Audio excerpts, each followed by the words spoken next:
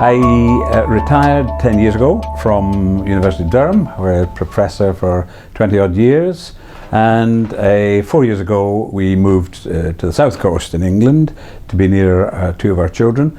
That's worked out pretty well. It is a factor that gospel tradition analysis has 90% of it has assumed written material, which is edited and so on. And there's not been, in my judgment, not been a proper assessment of the 30 or 40 years when it was all, or predominantly oral tradition.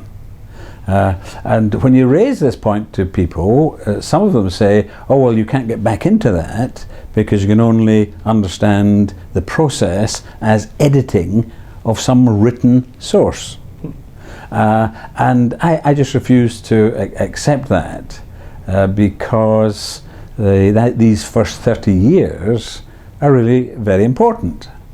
And so what became clear to me is, you can assume really that Jesus made an impact.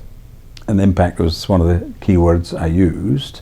In other words, behind all this Jesus tradition is not some little guy who made no impact at all and it's all been read into him. He clearly made an impact, and I'm very happy to assume that. I'm careful about the things I assume because I want them to be well enough established. And so I assume that Jesus made an impact. So you can assume that there's a flow from the, say, 30 AD through.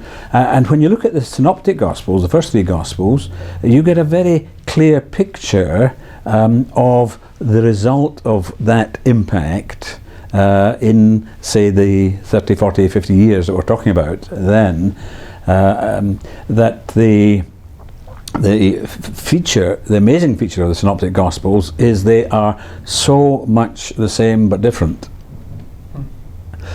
So you can get a very clear picture of the impact that Jesus made and how it was received.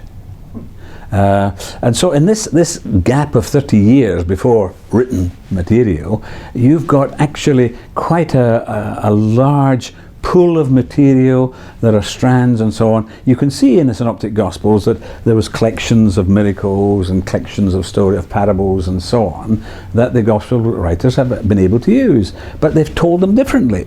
It's not the same story. That's interesting, isn't it?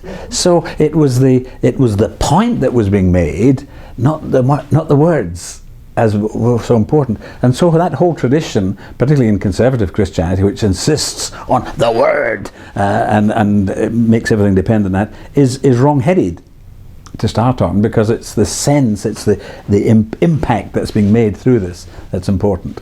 So you would say that the oral gospel tradition is reliable in one sense, but not in another? Yes, it depends what senses you're talking about, but it's reliable not in the word-for-word sense, as though the only way they could do it reliably was to repeat the words exactly as said. It was one of the earliest things that came, this is way back in my early days, back in the 60s, 70s, when you look at the healing of the centurion servant story, they can't both be right, because in one version the centurion comes personally. In another version he refuses to come personally, he's too humble for that and sends his friends. Now that both can't have happened. So what do you deduce from that? Do you deduce that these stories are unreliable? No, that's the wrong thing to do. You say it wasn't important. What was important, and when you look at the synoptic material, you see that where the word for word becomes word for word is in the exchange, where the centurion asks Jesus and Jesus responds and so on. But the before and after, it's quite different. So here there was a kind of core of the story where it was important because that was what the story was about. But how you built up to it and how you drew lessons from it were different. And that became really a model for me of how to understand the oral period before it was all written down. we're supposed to take the oral gospel tradition more seriously than many scholars currently do. I would say that, yes, because if you, I mean, apart from anything else, the historical fact, which is that not a lot of people read. If we're taking it seriously, 10% were literary, and that 10% would be a lot of the Pharisees, the scribes, and that's probably it. Beyond that, there wasn't a lot of reading. So we who depend on the books, if we've got a problem, if we've got a problem, we go to a library and check reference books and all that kind of thing. You couldn't do that. So the whole oral tradition period has to be differently conceived. And I think the emphasis which comes through, and you see it in the Synoptic Gospels, this is why it's so good we've got 3 Gospels that you can compare, where it's the same but different. And it's often the same point, or it's a similar point but being made slightly different, drawn from it. And that's how it worked. And so you can actually get into that 30-year gap period between Jesus and written tradition and get a pretty clear picture. But it's a flexible picture, because it's all the way in which Jesus impacted, and how that impact came through in the different groups. It seems to me like a significant conversation partner for you would be Richard Bauckham. Yes. With Jesus and the Eyewitnesses. Yes. Sort of a stabilization of that. Yes. Yes. It's taking seriously that whole, like Richard, the whole eyewitness aspect of the thing. It's very difficult for us. This is one of the things that's surprised and puzzled me, how many people have found it almost impossible to think outside the library box of the written tradition box. And if you limit your way of thinking to how people handle manuscripts and copy and edit and so on, then you limit yourself to something that's happening in the first century, say from 50, 60 onwards. 20, 30 years after Jesus, and you misunderstand that earlier period. But if you get into a real oral society and ask how that works, and one of the things that comes through clearly, that there is the heart of it, or the essence of it, or the point that's being made, but the surrounding material can be differently presented, because it's the point that's got to get over. The details are okay. So it doesn't matter to me that in the healing of the centurion servant, the 2 stories are contradictory, because that's not the point. And if you make that the point, you've missed the point. It seems to me like on both sides of the debate, there's you have people who are concerned with apodictic certitude. Yes. You have conservatives who require it. Yes. You have others who say who tacitly require it, but say without it, it's nothing. Yes. Yes. And I'm wondering, I think that's a modern question. It's a thing that we want because we are current practitioners of the faith. Mm. And I was wondering, how does your emphasis on the early oral gospel tradition help, or how does it affect, I should say, the way that we practice our faith today? Interesting question. Hey, well, I think there is the basic distinction between the essence and the substance and the form.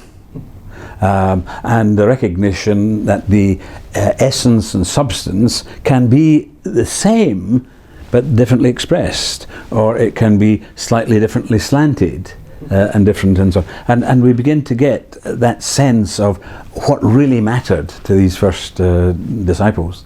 And it should matter to us as well. Well, I think it should matter to us, because it prevents us getting the wrong priorities, and depending too much on the written word as the written word rather than the substance. So there's this tension between the surface meaning and what's below and being expressed by that surface meaning.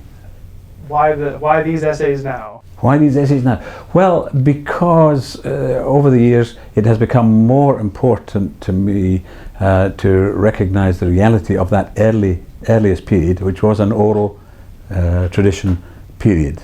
If you take all that I've been saying, then say for about 30 years, the way Jesus was talked about and remembered and taught was through oral tradition. And if we say we cannot get back to oral tradition, we can only deal with literary tradition, then there's a whole 30-year gap which we leave. And if we're not prepared to try and grapple with the reality of oral tradition, then that's a gap which is going to remain, and that's not good enough for a historian, for a Christian, for pretty well anyone who's interested in the period.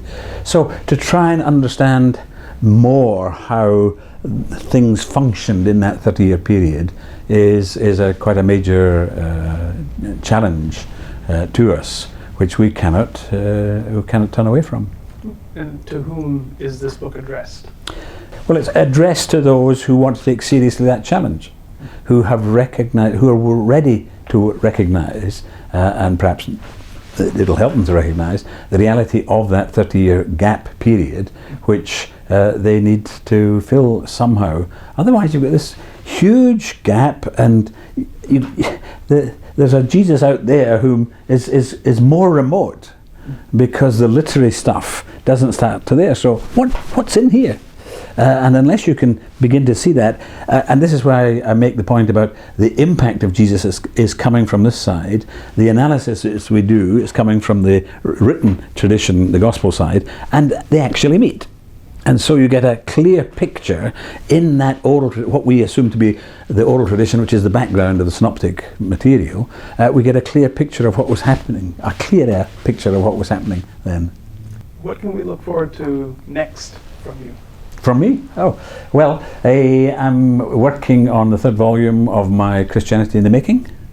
Yeah, and that I hope will be ready to be sent off to a publisher, to Eerdmans, on the end of the summer, this coming summer. Wonderful. That would be the hope. And that'll take the story up to Irenaeus, really, towards the end of the 2nd century. Wow. Yeah, because as a New Testament scholar, I was always a bit unhappy about the fact that we stop at about 100, chop, end of the New Testament, that's it. And part of the fascination, of course, is how it impacts these documents and what the competition was and how they came through that competition and so on.